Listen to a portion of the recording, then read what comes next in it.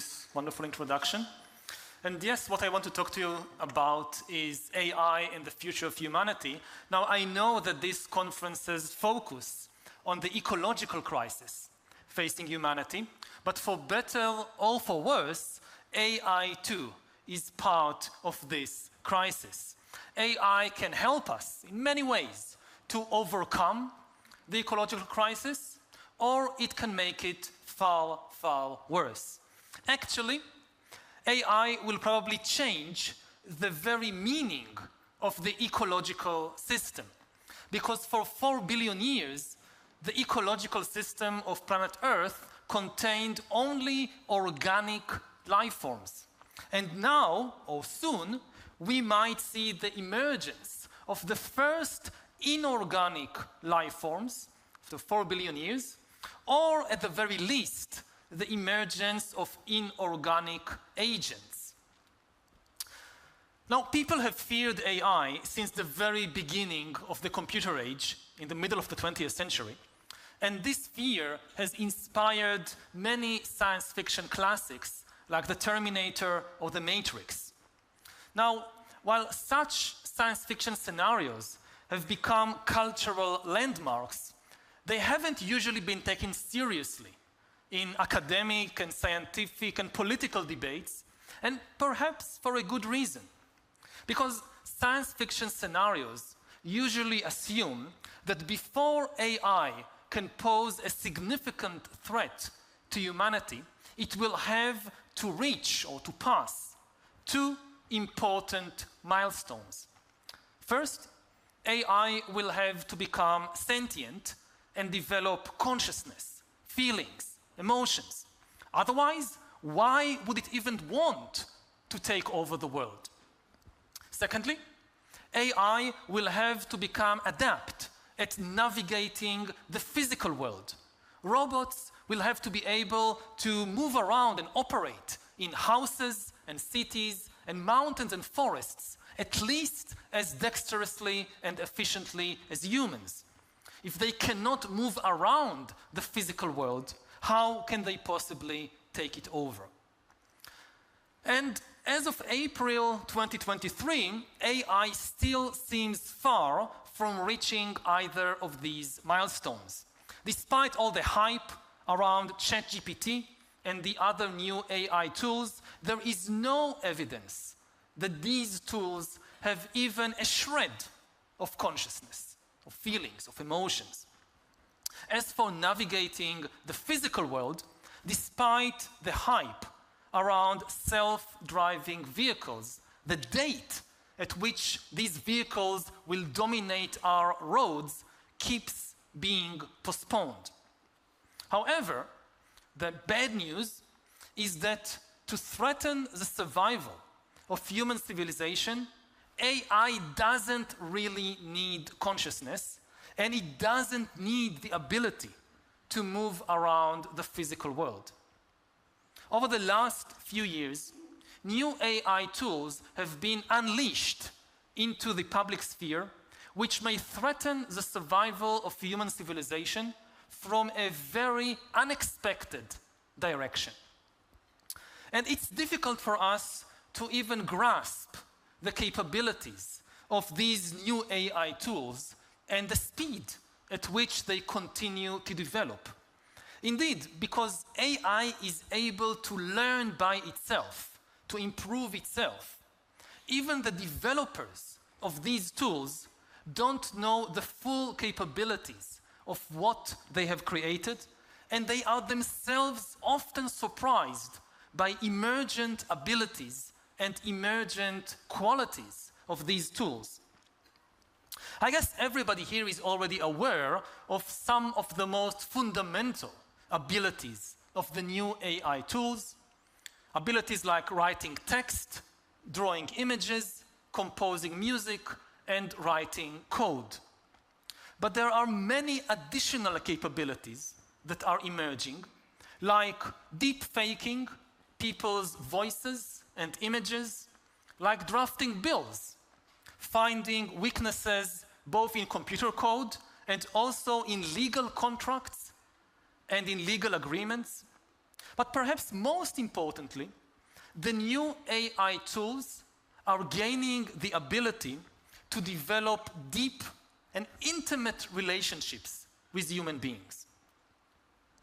Each of these abilities deserves an entire discussion, and it is difficult for us to understand their full implications.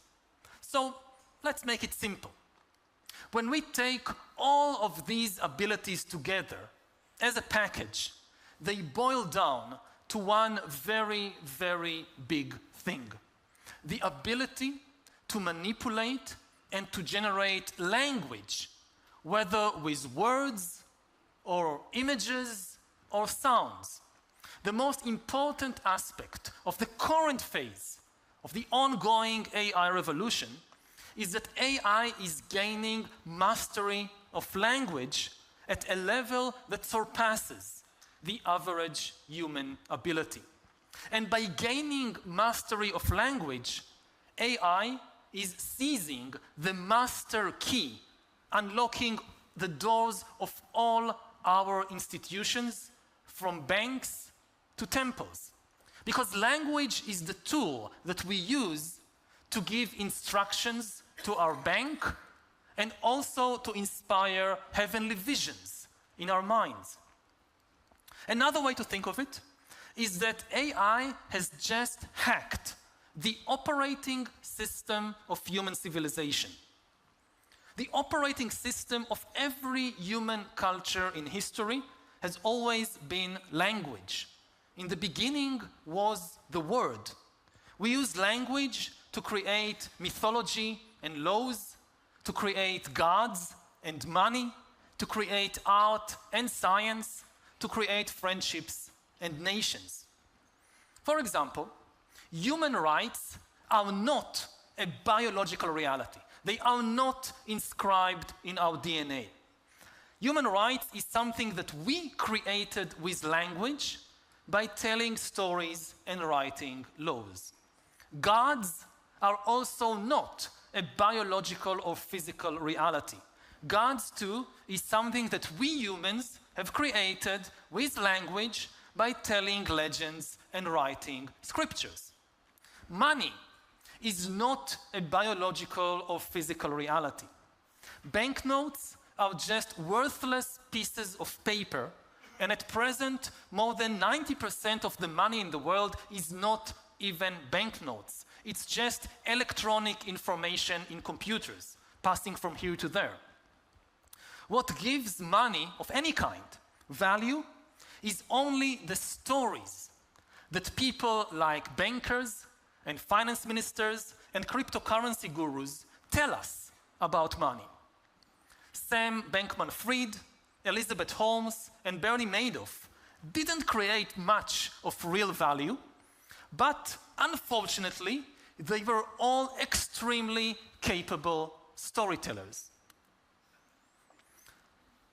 Now, what would it mean for human beings to live in a world where perhaps most of the stories, melodies, images, laws, policies, and tools are shaped by a non-human, alien intelligence which knows how to exploit with superhuman efficiency the weaknesses, biases, and addictions of the human mind, and also knows how to form deep and even intimate relationships with human beings? That's the big question. Already today, in games like chess, no human can hope to beat a computer. What if the same thing happens in art, in politics, economics, and even in religion?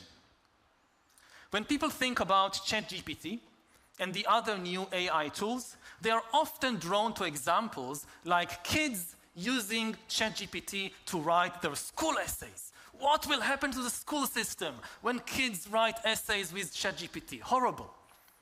But this kind of question misses the big picture. Forget about the school essays. Instead, think, for example, about the next US presidential race in 2024 and try to imagine the impact of the new AI tools that can mass produce political manifestos, fake news stories, and even holy scriptures for new cults. In recent years, the politically influential QAnon cult has formed around anonymous online texts known as Q-drops. Now, followers of this cult, which are millions now in the US and the rest of the world, collected, revered, and interpreted these Q-drops as some kind of new scriptures, as a sacred text. Now, to the best of our knowledge, all previous Q-drops were composed by human beings, and bots only helped to disseminate these texts online. But in future, we might see the first cults and religions in history whose revered texts were written by a non-human intelligence. And of course, religions throughout history claimed that their holy books were written by a non-human intelligence. This was never true before. This could become true very, very quickly, with far-reaching consequences. Now, on a more prosaic level, we might soon find ourselves conducting lengthy online discussions about abortion, or about climate change, or about the Russian invasion of Ukraine, with entities that we think are fellow human beings, but are actually AI bots. Now, the catch is that it's utterly useless, it's pointless for us to waste our time trying to convince an AI bot to change its political views. But the longer we spend talking with the bot, the better it gets to know us and understand how to hone its messages in order to shift our political views or our economic views or anything else. Through its mastery of language, AI, as I said, could also form intimate relationships with people and use the power of intimacy to influence our opinions and worldview. Now, there is no indication that AI has, as I said, any consciousness, any feelings of its own, but in order to create fake intimacy with human beings, AI doesn't need feelings of its own. It only needs to be able to inspire feelings in us, to get us to be attached to it. Now, in June 2022, there was a famous incident when the Google engineer Blake Lemoine publicly claimed that the AI chatbot Lambda, on which he was working, has become sentient. This very controversial claim cost him his job. He was fired. Now, the most interesting thing about this episode wasn't Lemoine's claim, which was most probably false. The really interesting thing was his willingness to risk and ultimately lose his very lucrative job for the sake of the AI chatbot that he thought he was protecting. If AI can influence people to risk and lose their jobs, what else can it induce us to do? In every political battle for hearts and minds, intimacy is the most effective weapon of all. And AI has just gained the ability to mass produce intimacy with millions, hundreds of millions of people. Now, as you probably all know, over the past decade, social media has become a battleground, a battlefield for controlling human attention. Now, with the new generation of AI, the battlefront is shifting from attention to intimacy. And this is very bad news. What will happen to human society and to human psychology as AI fights AI in a battle to create intimate relationships with us? Relationships that can then be used to convince us to buy particular products or to vote for particular politicians. Even without